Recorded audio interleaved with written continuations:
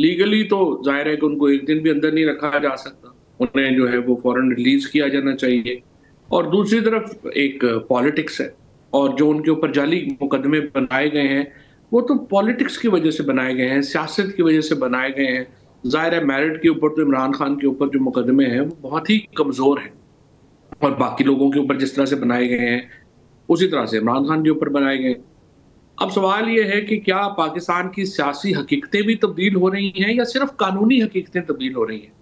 पाकिस्तान में आमतौर पे जो कानून है वो सियासत के ताबे ही रहा है, और ये जो इस वक्त की सिचुएशन है उसमें भी आप जो सियासी हकायक हैं उनको नजरअंदाज नहीं कर सकते।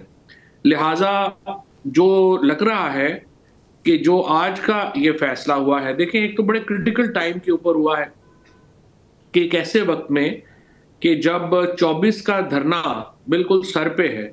अब आज देखिए ना कि जो पीटीआई के अंदर एक खुशी की और इंबसात की एक लहर दौड़ गई, और यूं लग रहा है कि हर कारकुन जाग उठा है ये फैसले से। तो इसका मतलब यह है कि अब 24 का धरना जो पहले भी बड़ा होने जा रहा था अब बहुत बड़ा होगा, क्योंकि तमाम जो क़यादत है, तमाम जो लोग हैं, वो इस वक्त उनको एक नया हाई मिल गया है, उनको फवाद एक साहब, नया टाइमिंग की बात जो किया है आपने जज्बा कि मिल। बड़ी क्रिटिकल टाइम पे चीज़ सामने आ रही है। क्या ये कोई पैगाम है, कोई खैर सगाली का पैगाम है कि कुछ एक कदम आप पीछे हटें, एक कदम हम पीछे हटते हैं, मामला को ज़रा दोबारा से रिवाइव करते हैं, चीज़ें बेहतर करते हैं, तो कुछ ये इंपॉर्टेंट इस तरह से मैसेज हो सकता है? नहीं, बिल्कुल हो सकता है। उसकी वजह है कि देखिए ना, फिर जो एक तो ये बड़ा क्रिटिकल, अगर आज प्रोसिक्यूटर ना आता तो आगे चला जाता, फिर ये कोशिश करके अलकादर में सजा दिलवा लेते तो और आगे चला जाता। तो ये इश्यूज जो हैं वो चलते रहते। लेकिन बेल हो गई है, और अब इमरान खान को अडियाला में रखा नहीं जा सकता। उसके बाद अली अमीन गंडापुर की कल मुलाकात हुई है, फिर आज बड़ी लंबी मुलाकात हुई है। कहाँ अली अमीन को जो है वो अदालतों में धक्के खाने पड़ रहे थे ये मुलाकात के लिए, जज साहब इजाजत देते थे, मुलाकात होती थी। अब अली जो है वो जाते हैं और उनकी 2-2 घंटे की मुलाकात हो रही है, गौहर साहब की 2-2 घंटे की मुलाकात हो रही है। सो दैट शोज के फवाद साहब, ये तो आप एक बेहतर स्टेप आगे समझते हैं, बढ़ा। आप चीज़ें बेहतर समझते हैं, बड़ी करीब से जानते हैं। इतनी देर अली मीर गंडापुर साहब गायब रहते हैं, इतने देर घंटे नज़र नहीं आते, फिर मुलाकातें होती हैं कई घंटों की, तो ये कहाँ से फैसिलिटेशन होती है, ये भी बता दें। नहीं, फैसिलिटेशन तो जाहिर है कि जो एस्टेब्लिशमेंट की और हुकूमत की मर्जी से ही हो रही है ना, उनके बगैर तो नहीं हो सकती।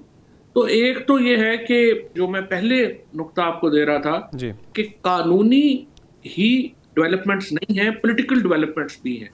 तो ये इसका मतलब ये है कि जो अली अमीन की और गौहर साहब की जो मुलाकातें हो रही हैं उसके नतीजे में पाकिस्तान की जो पॉलिटिक्स है उसके अंदर डेवलपमेंट हुई है, और ये मुस्बत डेवलपमेंट है।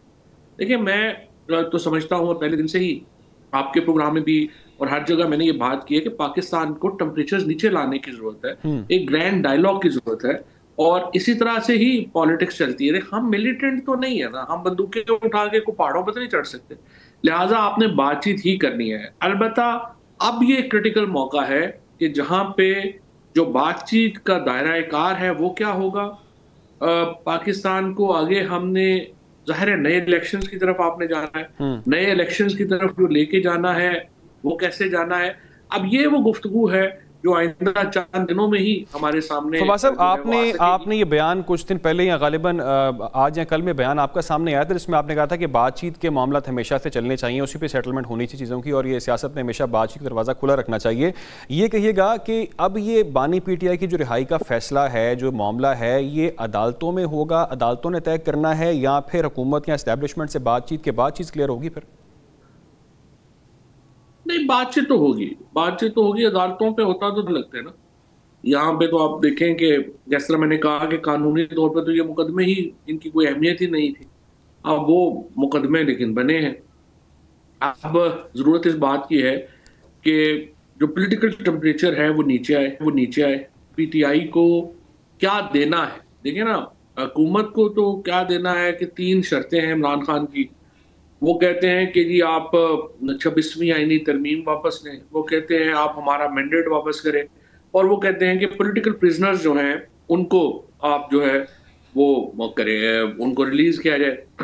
अब सच्ची बात तो ये है कि अगर मैं गवर्नमेंट को एडवाइस कर रहा हूं तो मैं तो कहूँ कि ये 26वीं आईनी तरमीम तो खुद ही वापस ले लें, हम्म। क्योंकि अगर इलेक्शन हो गए तो इमरान खान को तो रोकना नामुमकिन है। तो फिर अगली हुकूमत में फिर आपको ही प्रॉब्लम होगी, जिस तरह की आपने अमेंडमेंट्स की हैं और जिस तरह की आप कवानीन लेके आए हैं, तो आप खुद ही अभी रिव्यू कर लें, बेहतर है। लेकिन बहरहाल ये तो उनके ऊपर है। हम्म। दूसरी बात यह है कि इस वक्त मेरे ख्याल में फौरी तौर के ऊपर तो आप पॉलिटिकल प्रिजनर्स को जो रिलीफ देने का मामला है हम्म। वही टेकअप करेंगे ना। इलेक्शन कराने का मामला और 26वीं आईनी तरमीम को वापस लेने के मामले के ऊपर तो बातचीत शुरू हो सकती है।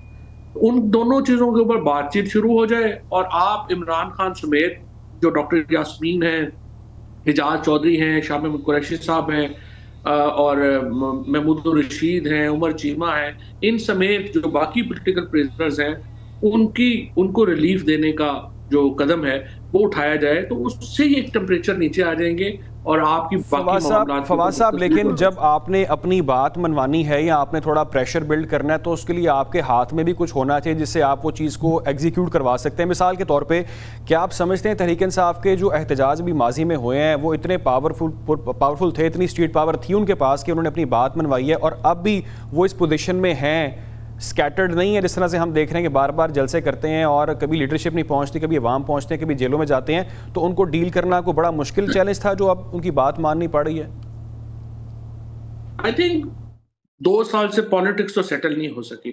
देखिए ना, जैसा मैंने आपको अर्ज किया कि पीटीआई जो है वो मिलिटेंट पार्टी तो है नहीं कि आगे से बंदूकें हों, वो ये लाठी और आंसू गैस और ये सब कुछ हो रहा हो, और वो आप कहें कि पीटीआई के तो जो एहतजाज होते हैं, जलसे जुलूस होते हैं, उनमें खवातीन आती हैं, बच्चे आते हैं, फैमिलीज आती हैं।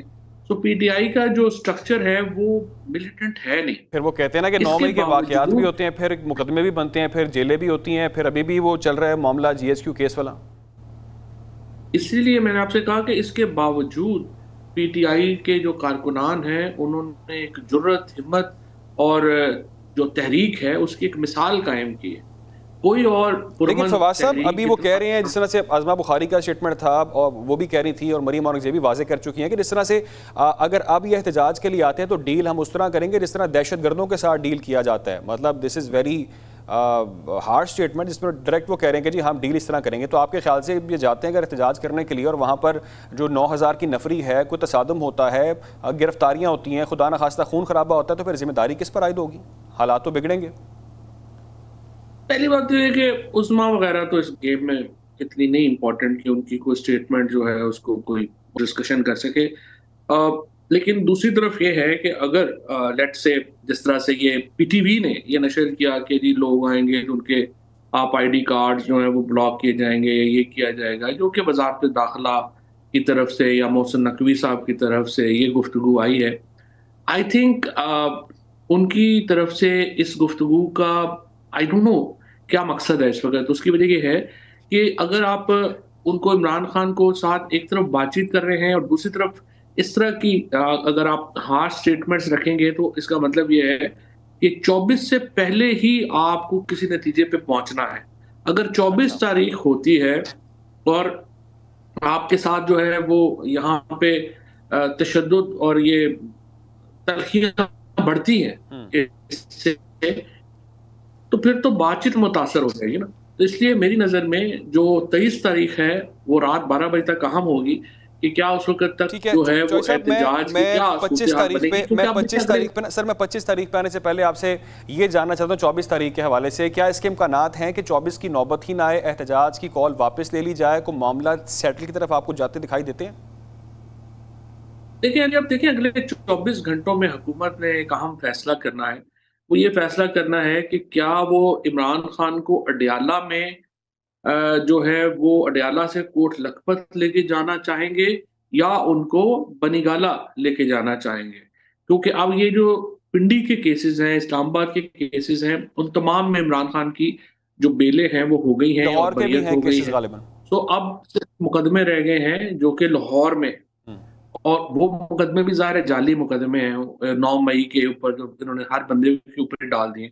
सो वो मुकदमों की जो फेट है वो आगे क्या होना है, अभी तो वो शुरू भी नहीं हुए। अब उनके लिए अगर उनको कोर्ट लखपत लेके जाते हैं तो उसकी इम्प्लीकेशन और है, अगर उनको बनिगाला लेके जाते हैं तो उसकी इम्प्लीकेशन फिर और है। तो अब देखना यही है कि अगले 24 घंटे मेरे ख्याल में इंटरेस्टिंग है और अहम है कि इमरान खान को अडयाला से किधर लेके जाते हैं।